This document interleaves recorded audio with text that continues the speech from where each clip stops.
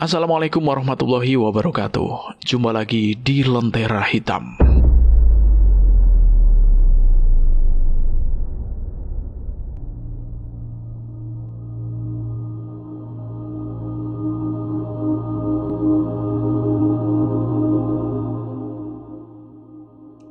Temanggung, Jawa Tengah.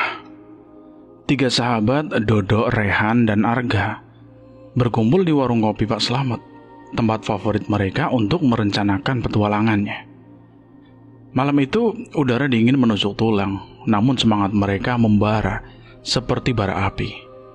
Dodo dengan jaket kulit usang dan topi kupluk hitam menyeruput kopi hitam sambil melempar ide yang sudah lama menggelitik di pikirannya. Bro, kita lama nggak ngerasain adrenalin. Gimana kalau kita taklukan Gunung Sindoro aja? Jalur Kledong, katanya menantang habis, kata Dodo, matanya berbinar penuh antusiasme, seolah gunung itu sudah memanggilnya. Rehan yang selalu pendiam, tapi setia seperti bayangan, mengaduk teh manisnya dengan gerakan yang pelan. Sindoro? Itu bukan gunung sembarangan, Dok. Banyak cerita mistis di sana. Lo yakin kita siap ke sana? Tanya Rehan, alisnya sedikit terangkat, menunjukkan kekhawatiran yang tersembunyi di balik nada tenangnya. Arga, si petualangan yang tak pernah bisa diam, langsung menyelah dengan tawa lebar. Justru itu serunya, Han. Gunung itu penuh misteri. Aku dengar pemandangan di puncaknya itu bikin orang lupa dunia. Ayo kita buktikan, kata Arga menunjukkan gigi putihnya yang kontras dengan kulit sawo matangnya. Diskusi mereka mengalir seperti sungai kecil, penuh semangat dan canda. Dodo mengeluarkan peta tua yang sudah sedikit kusut dari tasnya, menyebarkan di atas meja kayu yang penuh noda kopi. Jalur Kledong punya 4 pos utama. Pos 1 atau pos ojek, pos 2 yang disebut Watu Gede, pos 3 dan pos 4 yang namanya Batu Tatah. Ada juga sunrise camp, tempat favorit buat lihat matahari terbit sebelum puncak.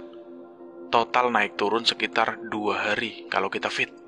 Jelas Dodo, menelusuri garis-garis di peta dengan penuh percaya diri.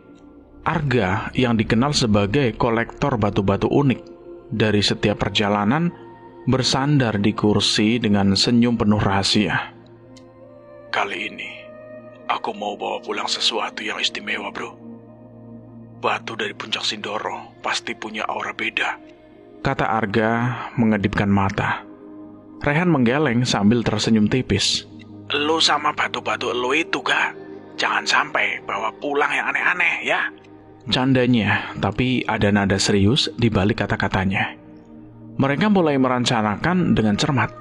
Jalur Kledong dikenal menantang, dengan medan yang bervariasi dari hutan pinus yang rimbun, tanjakan curam penuh bebatuan, hingga sabana luas yang indah. Dodo membuat daftar perlengkapan, tenda dom tahan angin, sleeping bag untuk suhu dingin, kompor portable, senter kepala, jaket windproof, dan makanan kering untuk 2 hari. Kita nggak boleh asal, bro. Sindoro itu cuacanya nggak bisa ditebak. Bisa cerah, tiba-tiba kabut tebal, kata Dodo, suaranya penuh otoritas.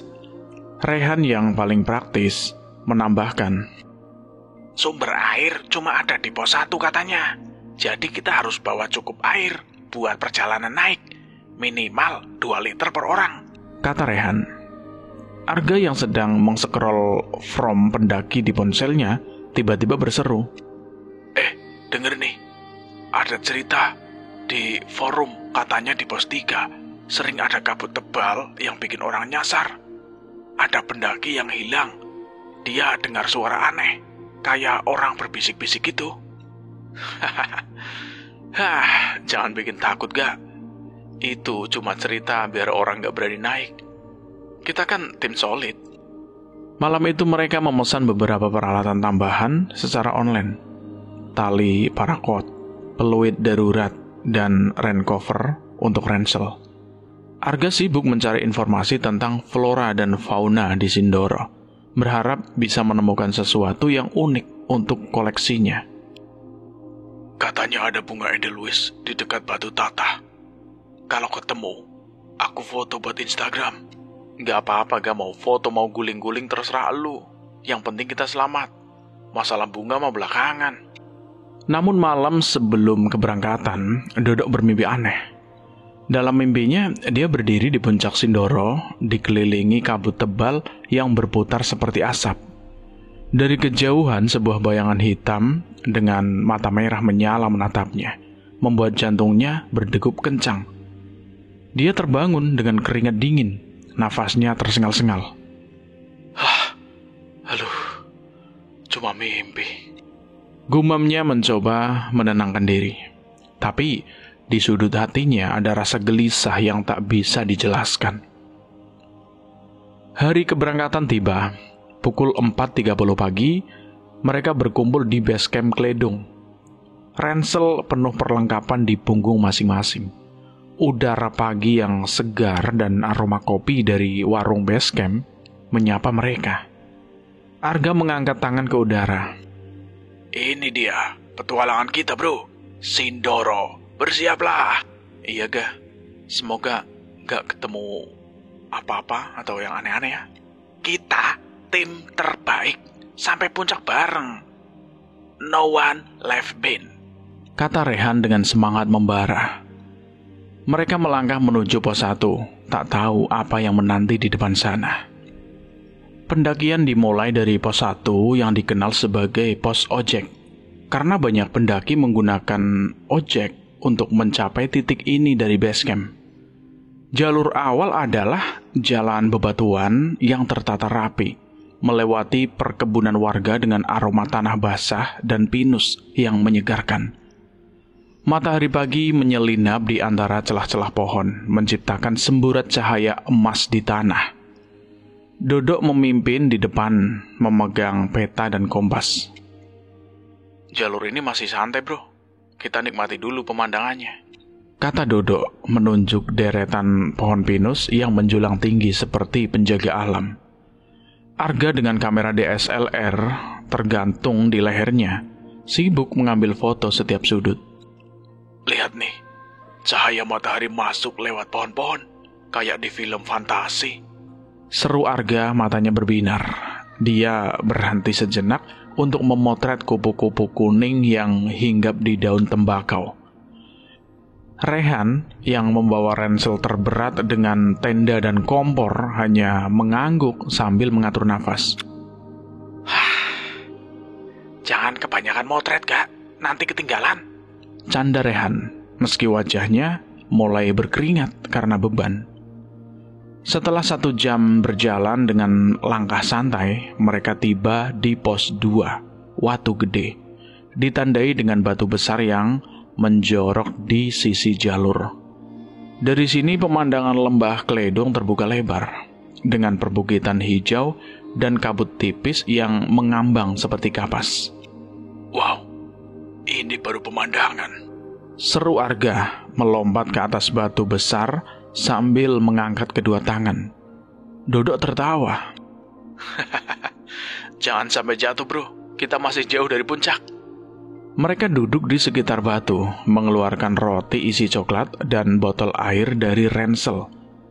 Rehan yang biasanya hemat bicara, tiba-tiba berkata, Kalian dengar cerita nggak?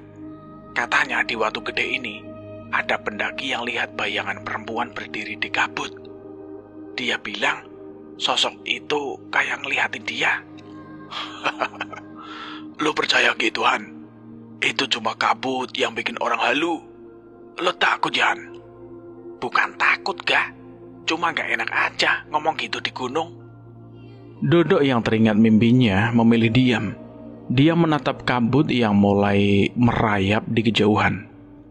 Merasa ada sesuatu yang tidak beres. Ya udah bro, pokoknya kita itu di sini harus jaga sikap aja, menghormati gunung ini. Tenang Dok. Kita kan cuma mau menikmati alam, gak macem-macem. Saat mereka bersiap melanjutkan perjalanan, angin tiba-tiba bertiup kencang.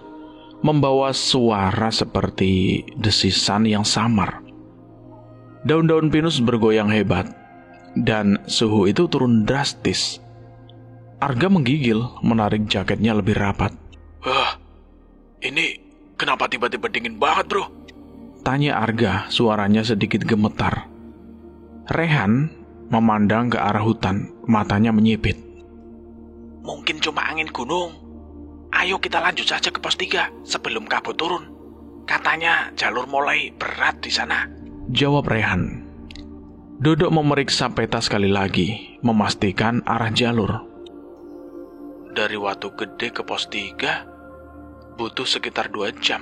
Kalau kita cepat, medannya mulai terjal. Jadi jaga langkah. Mereka mengemasi peralatan, meninggalkan Watu Gede dengan langkah mantap. Namun di sudut hutan, kabut nampak bergerak aneh, seolah mengikuti mereka dari kejauhan. Arga yang berjalan di belakang merasa ada sesuatu yang memperhatikan, tapi dia mengabaikannya, menganggap itu hanya imajinasinya.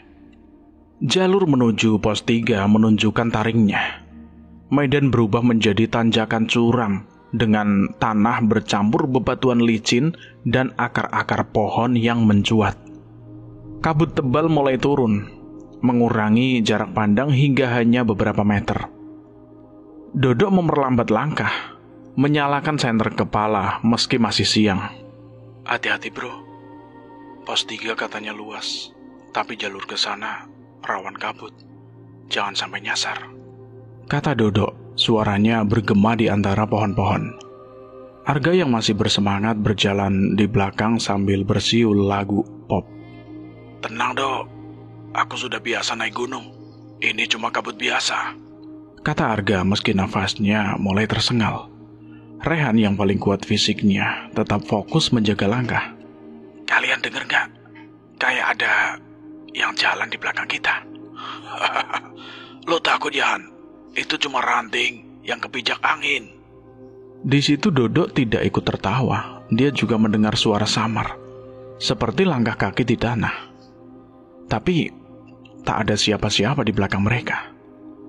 Setelah 2 jam berjuang melawan tanjakan, mereka tiba di pos 3, sebuah area luas yang dikelilingi hutan lamtoro dan pohon-pohon tua berlumut. Angin di sini membawa aroma tanah basah dan dedaunan yang membusuk, menciptakan suasana yang sunyi namun menyeramkan. Ini tempatnya enak buat kemah, bro. Luas banget. Kata Dodok, mencoba menghibur diri sendiri. Rehan mengangguk, tapi matanya terus melirik ke arah hutan. Gak tahu kenapa, aku merasa gak nyaman di sini.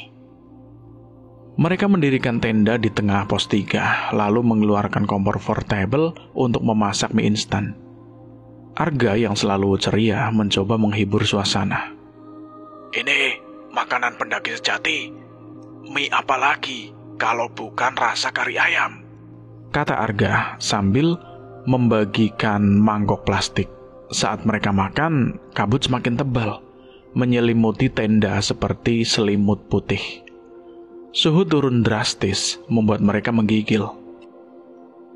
Ini kabut nggak normal, bro.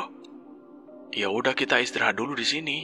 Besok pagi lanjut ke Batu Tatah. Malam itu mereka tidur di dalam tenda, tapi Arga tidak bisa memejamkan mata. Dia mendengar suara samar seperti bisikan. Arga, Arga. Suara itu lembut namun menyeramkan, membuat bulu kuduknya berdiri. Dia membangunkan Dodok.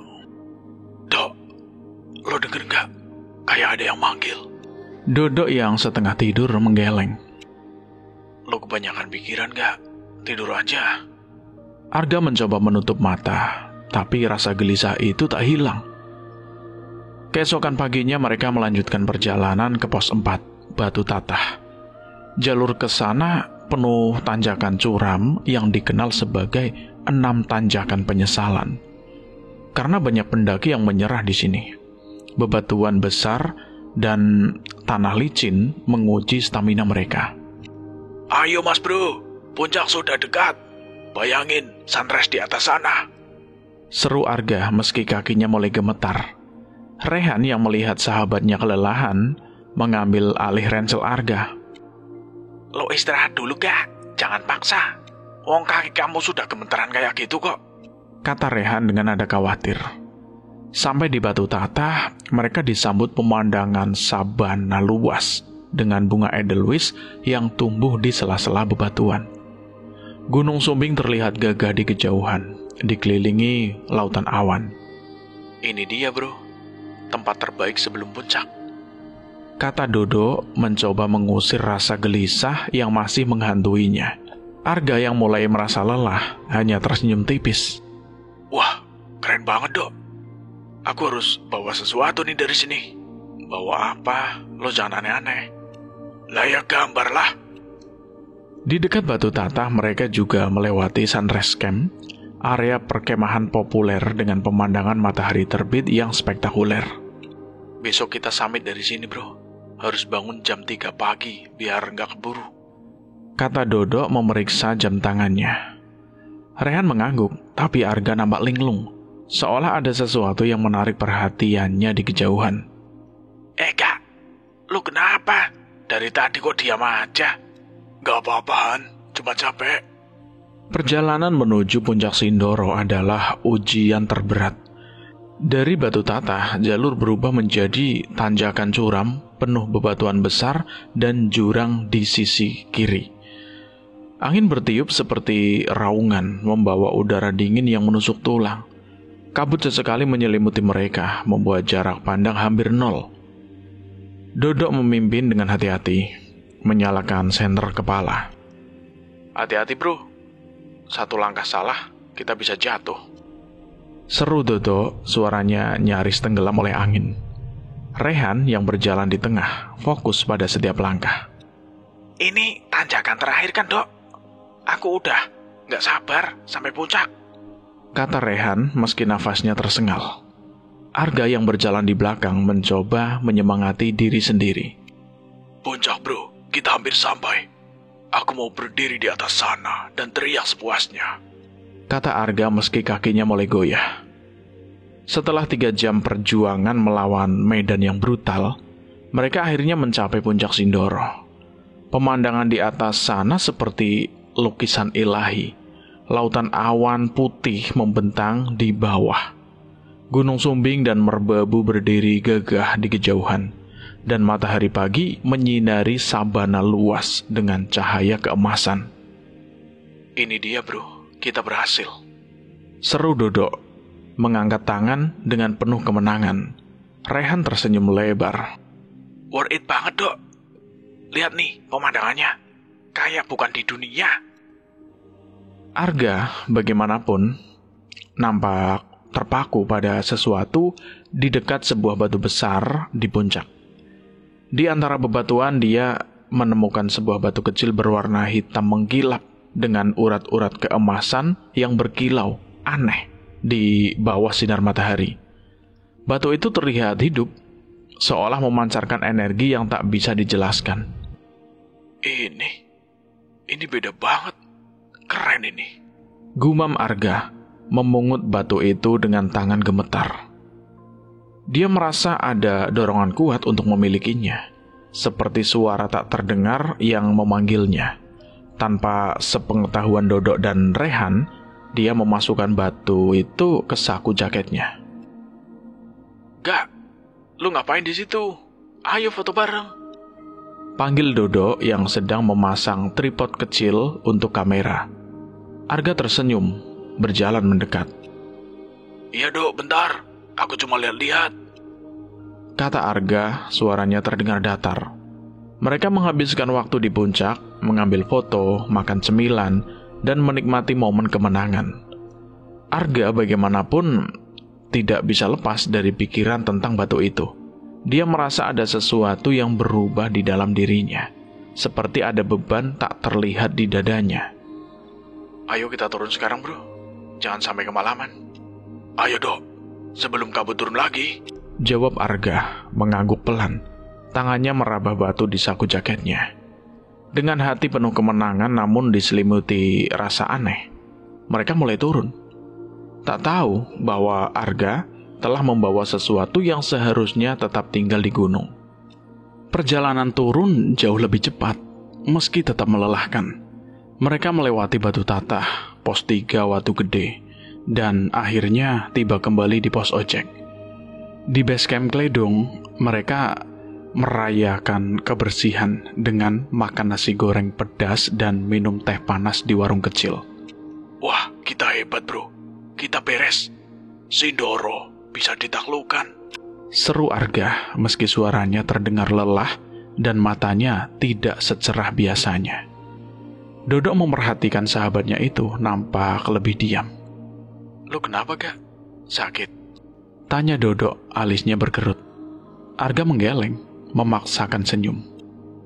Enggak dok, cuma capek. Tenang saja. Besok aku udah fit lagi. Rehan yang sedang menyantap porsi kedua nasi goreng menambahkan. Lo istirahat beneran gak? Jangan maksa main futsal besok ya.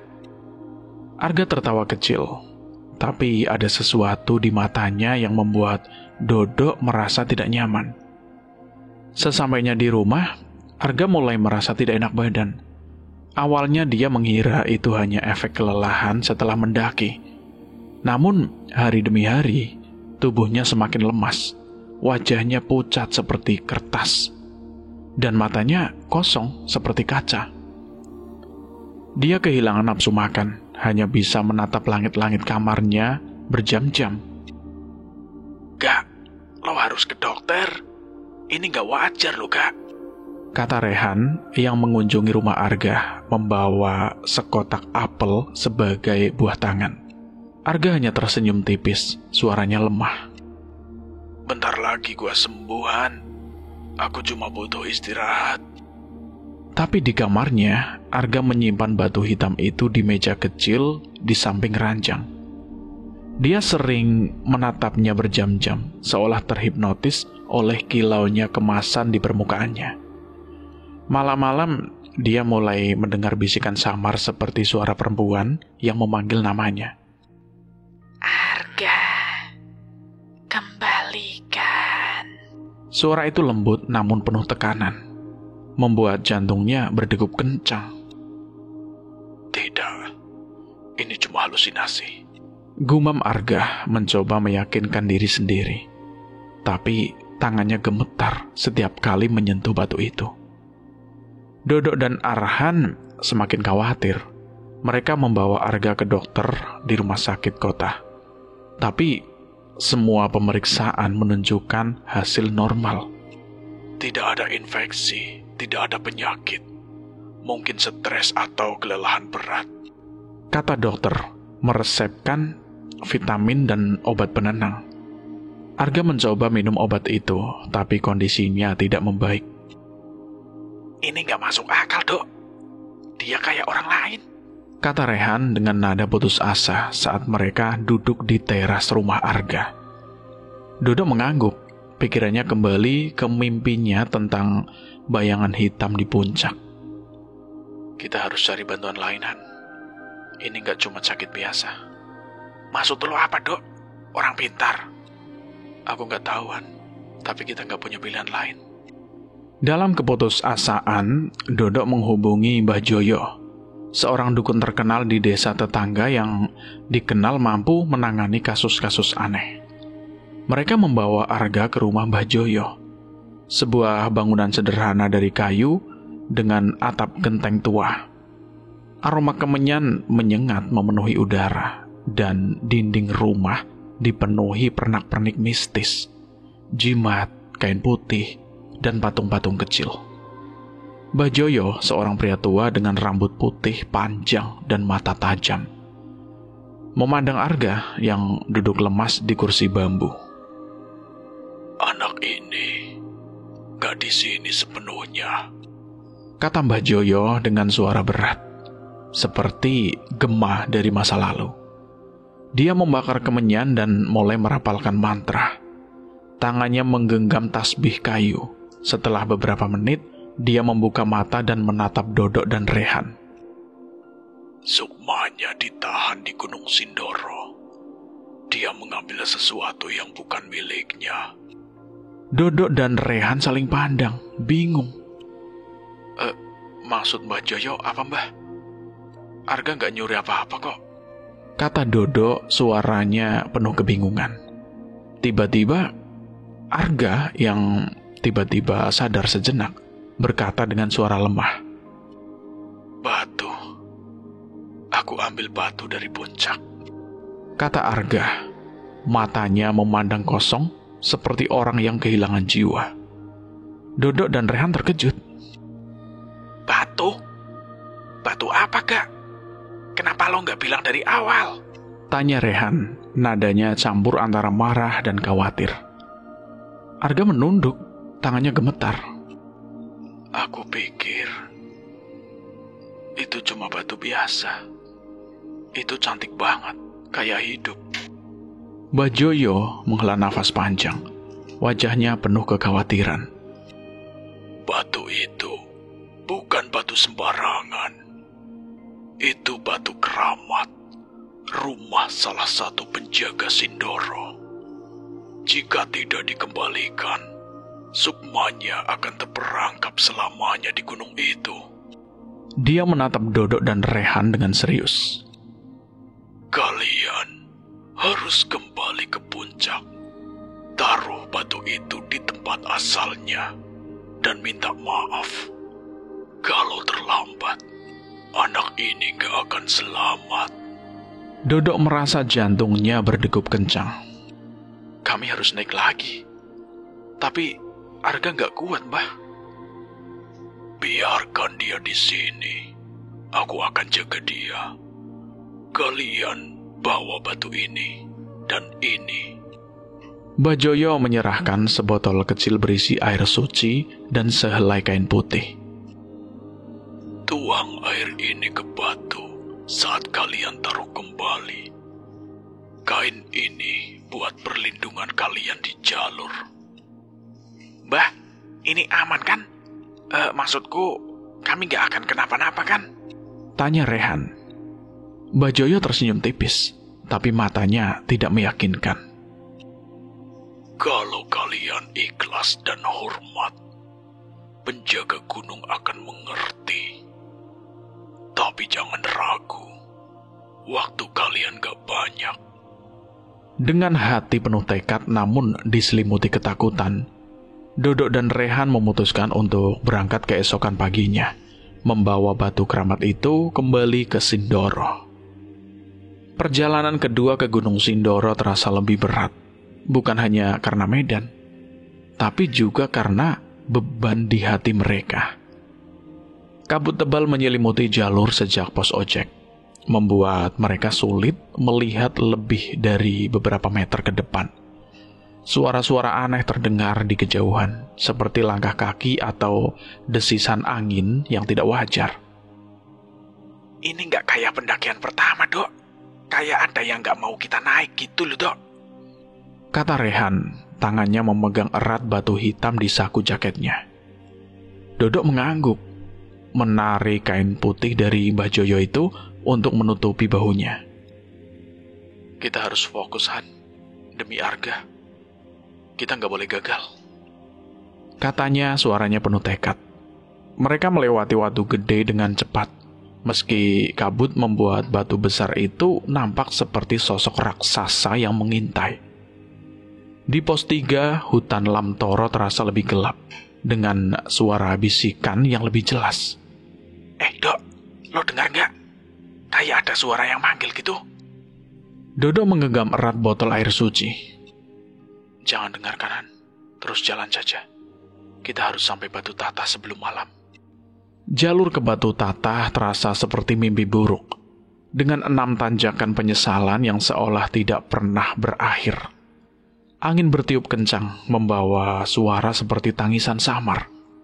Rehan hampir tergelincir di bebatuan licin, tapi Dodo menariknya dengan tepat waktu. Hati-hati, bro. Kita harus selamat. Kata Dodo, nafasnya tersengal-sengal. Saat di puncak, kabut begitu tebal hingga mereka hampir tidak bisa melihat apa-apa. Dodok mengeluarkan batu hitam itu dan berjalan ke tempat Arga menemukannya. Dekat batu besar di tengah puncak. Kami minta maaf. Ini bukan milik kami. Lepaskan sahabat kami, kata Dodok dengan nada gemetar, menuangkan air suci ke batu itu dan meletakkannya di tanah. Rehan berdiri di belakang, memegang kain putih seperti perisai. Tiba-tiba angin bertiup kencang, membawa suara seperti raungan yang mengguncang jiwa. Kabut berputar hebat, dan Rehan bersumpah dia melihat sosok perempuan berpakaian putih dengan rambut panjang berdiri di kejauhan. Matanya penuh kemarahan sebelum menghilang. Itu apa tadi, Dok? Tanya Rehan, suaranya gemetar. Dodok menarik nafas dalam. Mungkin penjaganya, Han. Semoga dia terima batu ini. Mereka lalu buru-buru turun, tak ingin berlama-lama di puncak. Kabut tebal tetap, tapi suara-suara aneh itu perlahan menghilang. Kembali ke base camp, mereka merasa lega namun penuh harap. Kita udah lakuin yang terbaik, Han. Arga harus sembuh, kata Dodok, meski hatinya masih gelisah. Namun saat tiba di rumah Mbah Joyo, kenyataan pahit menanti. Arga tidak lagi bisa berkomunikasi, hanya menatap kosong ke langit-langit. Tubuhnya semakin rapuh seperti daun kering yang siap jatuh. Mbah Joyo menggeleng pelan. Kita sudah berusaha, tapi mungkin terlambat. Penjaga gunung punya kehendak sendiri, kata Mbah Joyo dengan nada penuh penyesalan. Dalam beberapa minggu, Arga menghembuskan nafas terakhir, meninggalkan Dodok dan Rehan dalam duka yang mendalam. Kita terlambat, Han, kata Dodok. Air mata mengalir di pipinya. Rehan memandang ke luar jendela, matanya kosong. Atau mungkin penjaga itu nggak pernah mau memaafkan ya, Dok? Mungkin begitu, Han. Kisah Arga menyebar di Temanggung, menjadi legenda tentang bahaya mengambil sesuatu dari Gunung Sindoro tanpa izin. Dodok dan Rehan tidak pernah mendaki lagi. Setiap malam mereka mendengar angin bertiup dari luar rumah, seperti bisikan Sindoro yang memanggil, mengingatkan mereka pada sukma yang tertinggal dan batu keramat yang mengubah hidup mereka selamanya. Cerita ini selesai dan tamat sampai di sini. Bagaimana menurut teman-teman semua tentang cerita ini? Silahkan tulis di kolom komentar. Terima kasih buat kalian semua yang sudah mendengarkan cerita ini sampai habis. Semoga kalian sehat selalu, panjang umur, bahagia selalu, dan selalu dimudahkan segala urusannya. Dan saya mohon maaf jika ada kesalahan kata. Saya pamit undur diri. Wassalamualaikum warahmatullahi wabarakatuh. Salam lestari.